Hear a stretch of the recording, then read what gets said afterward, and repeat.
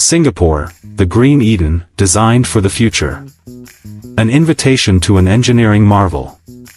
Imagine a city where skyscrapers are not a concrete jungle, but lush, vertical gardens. This is a place where nature and technology do not fight, but dance in perfect harmony, a paradise designed by human hands. This is Singapore. The story of a miracle, of a small fishing island that transformed into one of the world's wealthiest and most innovative nations in just 50 years. I'm here to show you not just the impeccable cleanliness and order, but the incredible vision behind it, how different cultures live together in mutual respect, and how some of the world's best food can come from a simple street stall. Prepare your mind for the future. Because this is a journey into what the world of tomorrow could look like. The birth of a vision, the Lion City. The story of Singapore is the story of a visionary's dream come to life. It all began in 1819, when the British statesman Sir Stamford Raffles saw the potential of this strategic but swamp-covered island. According to legend, he named it Singapura, or the Lion City, after a lion he spotted here, and it was established as a trading post. But the real miracle happened after it gained independence from Malaysia in 1965, under the leadership of its founding father, Lee Kuan Yew. That small island, with no natural resources, was transformed into a first-world nation within a single generation through disciplined work, long-term planning, and a zero-tolerance policy for corruption. Today, its population of nearly 6 million are the architects of this success. The majority, comprised of Chinese, Malays, and Indians, live together in incredible harmony, all while preserving their own languages, religions, and traditions. This cultural harmony is the very soul of Singapore. And the modern reflections of this soul are everywhere. Before you stands the city's new icon, Marina Bay Sands. This is not just a hotel, it's an engineering marvel. As you swim in the world's highest infinity pool, the entire city lies beneath your feet. And right next to it, the Garden of the Future, Gardens by the Bay. These giant, tree-like structures are not just decorations, they are vertical gardens that harvest solar energy and collect rainwater. Inside the cloud forest dome, you can walk through a misty, tropical mountain jungle, and in the flower dome, you can get lost among flowers from all over the world. And of course, the city's original symbol, the mythological creature spouting water from its mouth, the merlion. The lion's head symbolizes the city's name, while the fish's body represents its past as a fishing village. This vision greets you before you even set foot in the city. Changi Airport is not just an airport, it is a destination in itself. With its giant waterfall, butterfly garden, and hundreds of shops, it is the first proof of Singapore's pursuit of perfection. Uniquely Singapore. The living traditions. Beneath Singapore's modern surface lie unique traditions and social habits that set it apart from any other city in the world. The most important and delicious of these is the hawker culture. A hawker center isn't just a food court, it's a social institution, recognized by UNESCO as an intangible cultural heritage. This is where the heart of Singapore beats. And here, you'll witness a tradition seen nowhere else in the world, the culture of chop ing. This is the act of reserving a seat by leaving a packet of tissues, an umbrella, or a card on the table. It's an unwritten rule that everyone respects. The second tradition is hidden in the language, Singlish. This local English-based Creole, which borrows words and grammar from Chinese, Malay, and Tamil, is the most beautiful proof of Singapore's multicultural identity. When you hear phrases ending with the famous la, or can, you'll know you're talking to a Singaporean. Can la is the most sincere way of saying, of course, we can do it. And third, a somewhat humorous social tradition, kiasu.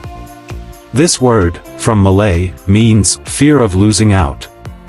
Joining the longest queue to get the best food, waiting for hours to catch the best discount. Kiasu is a reflection of the Singaporean desire to always strive for the best and is considered one of the driving forces behind the nation's success. Finally, the tradition of unity, multicultural festivals. In Singapore, holidays from different religions like Chinese New Year, Hari Raya, Eid al-Fitr, Deepavali, the Festival of Lights, and Christmas are all public holidays, celebrated by the entire community. Seeing the red lanterns in Chinatown one month, the colorful lights in Little India the next, and then the festive joy in Kampong Glam is living proof that Singapore's greatest wealth is its cultural harmony. The Hawker Feast. If there is a national sport in Singapore, it is eating. And the stadiums for this sport are the famous hawker centers. So, what should you eat? Considered the national dish of Singapore, the deceptively simple yet incredibly flavorful Hainanese chicken rice. Poached chicken slices served over rice cooked in chicken broth, its secret lies in its simplicity. And the famous feast, chili crab.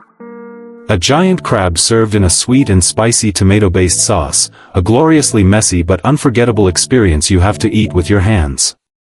Don't forget to order steamed mantou buns for dipping in that delicious sauce. And of course, that spicy, coconut milky explosion of flavor, laksa. A rich and aromatic soup with noodles, shrimp, and cockles. Another unique Singaporean flavor is the breakfast staple, kaya toast. Thin slices of toasted bread with a sweet jam called kaya, made from coconut and eggs.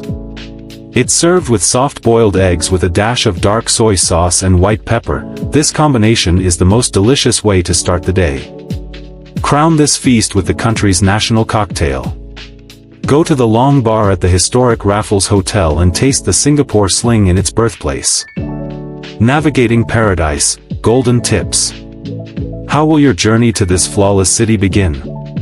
You will be welcomed by the world's best, Changi Airport, Sin. Getting to the city is incredibly easy.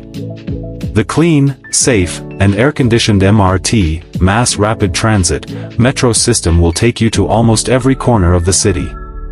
There is no specific, best time, to visit this city. Being on the equator, the weather is hot and humid year-round. There are just 2 monsoon seasons with increased rainfall, but the rain is usually brief and refreshing. Taxis are safe and use meters, but one of the most practical methods is to use an app like Grab. And here is my most important golden tip: follow the rules. Singapore's famous cleanliness and order is no accident. There are heavy fines for dropping litter, cigarette butts, and yes, the infamous ban on chewing gum, except for medicinal purposes.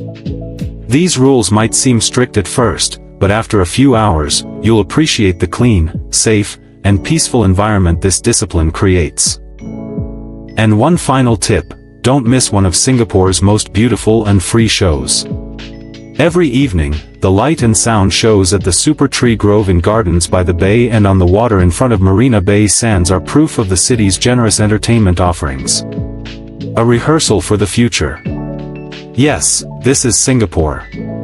Simultaneously a man-made engineering marvel and a tropical nature paradise. Both a colorful mosaic of different cultures living together and a disciplined society that moves as one.